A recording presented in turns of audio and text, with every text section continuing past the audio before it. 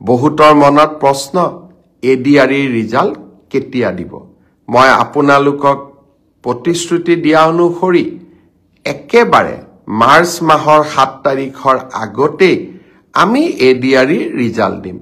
কিন্তু এডিআৰইৰ ৰিজাল্টৰ কাৰণে আপোনালোকে উৎকণ্ঠিত হৈ থকাৰো কোনো কাৰণ নাই কাৰণ প্ৰত্যেকখন বহি বা ওএমআৰ সিট এনসাৰ কি এতিয়া আপোনালোকৰ হাততে আছে গতিকে সেবাই ৰিজাল্ট দিয়ক বা নিদিয়ক আপোনালোকে নিজেই নিজৰ ফলাফলৰ আকলন এটা কৰিয়েই ল'ব পাৰে যোৱাকালি অসম বিধানসভাত ন্যায়াধীশ বিপ্লৱ শৰ্মা কমিটিৰ প্ৰতিবেদনখনো অসম লোকসেৱা আয়োগৰ দুৰ্নীতিৰ সম্পৰ্কত প্ৰতিবেদনখনো মই দাখিল কৰিছো ন্যায়াধীশ শৰ্মাৰ প্ৰতিবেদনখনলৈ যেতিয়া চকু মেলি চাওঁ বা আমি যদি আৰু এবাৰ দৃষ্টি নিক্ষেপ কৰো এনেকুৱা এটা সময়ৰ আমি উমান পাম যিটো সময়ত অসমৰ ডেকা লৰা ছোৱালী সকলৰ ভৱিষ্যতক লৈ হেতালি খেলা হৈছিল কংগ্ৰেছ চৰকাৰৰ দিনত লোকসেৱা আয়োগৰ পৰীক্ষাই হওক প্ৰতিটো পৰীক্ষাতে দুৰ্নীতি আৰু টকা পইচাৰ লেনদেনে দুখীয়া আৰু মধ্যবিত্ত সমাজখনৰ পৰা চৰকাৰী চাকৰিৰ আশা আকাংক্ষা বহু দূৰলৈ লৈ গৈছিল এতিয়া মোক কিছুমান যুৱক যুৱতীয়ে সুধি থাকে স্যাৰ ৰিজাল্ট কেতিয়া দিব স্যাৰ পৰীক্ষাৰ ফলাফল কেতিয়া দিব মই মনতে ভাবো যে আজি যদি অসমত কংগ্ৰেছ চৰকাৰ থাকিলহেঁতেন ৰাকেশ পালৰ দৰে এপিএছচিৰ চেয়াৰম্যান থাকিলেহেঁতেন কোন তাৰিখে এডিআৰই ৰিজাল্ট দিব অসম পুলিচৰ কোন দিনা ৰিজাল্ট দিব ওএমআৰ সিট কেতিয়া দেখা পাম এইবিলাকৰ উত্তৰ এটাই থাকিলহেঁতেন যে যিদিনাখনে আমাৰ টকা পইচাৰ লেনদেন সম্পূৰ্ণ হ'ব সিদিনাখনে আমি ৰিজাল্ট দিম এইটোৱে কংগ্ৰেছ চৰকাৰ যদি অসমত থাকিলেহেঁতেন আজি সকলোৱে এই এটাই উত্তৰ লাভ কৰিলেহেঁতেন আপোনালোকে যেতিয়া মোক প্ৰশ্ন কৰে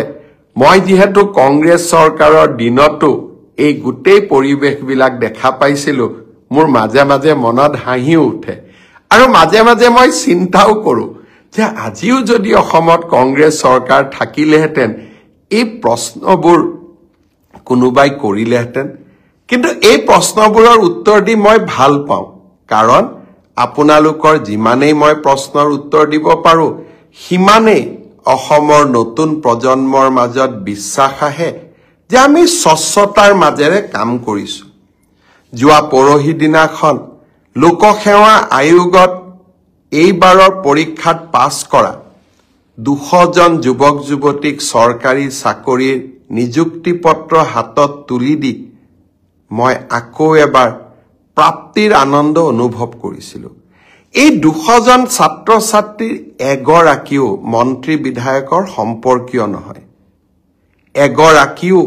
চৰকাৰী শাসন ব্যৱস্থাৰ লগত জড়িত নহয় তেওঁলোকৰ এটাই পৰিচয় আছিল যে আমি ভাল কৰি পঢ়িছো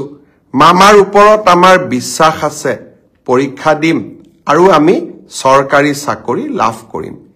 সেই ধাৰাবাহিকতাকে আমি অক্ষুণ্ণ ৰাখিম এডিআৰই ৰিজাল্টৰ পিছত লাহেকৈ মাৰ্চ মাহৰ ভিতৰতে আৰু পাৰিলে আৰু আগতে অসম পুলিচৰ পৰীক্ষা আৰু আমাৰ শিক্ষক নিযুক্তিৰ যেটো প্ৰক্ৰিয়া আমি আৰম্ভ কৰিছিলো তাকো আমি আগুৱাই লৈ যাবলৈ চেষ্টা কৰিম শিক্ষক নিযুক্তিৰ কথা মনলৈ আহুতেই মই আকৌ এবাৰ গৌৰৱ অনুভৱ কৰিছো যে অসমত 2008 চনৰ পৰা মাত্ৰ 8000 টকাৰে কন্ট্ৰাকচুৱেল টিচাৰৰ কাম কৰি থকা আটাইকে যোৱা 15 তাৰিখে মই নিয়মীয়া চৰকাৰী চাকৰিৰ নিযুক্তি পত্ৰ তুলি দিবলৈ সক্ষম হলো আকৌ এক প্ৰাপ্তিৰ আনন্দ 1 লাখ চৰকাৰী চাকৰি প্ৰতিশ্ৰুতি দিছিলো লাহে লাহে 1.5 লাখ চৰকাৰী চাকৰিলৈ মই গতি কৰিছো এডভান্টেজ অসম পাৰ হৈ যাওক কোন পৰীক্ষাৰ কোন দিনাখন ৰিজাল্ট দিব মই ডেট আৰু সময়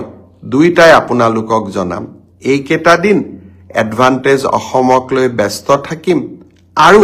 অসমত উদ্যোগীকৰণৰ নতুন বাতাবৰণ এটা নিৰ্মাণ কৰিবলৈ চেষ্টা কৰিম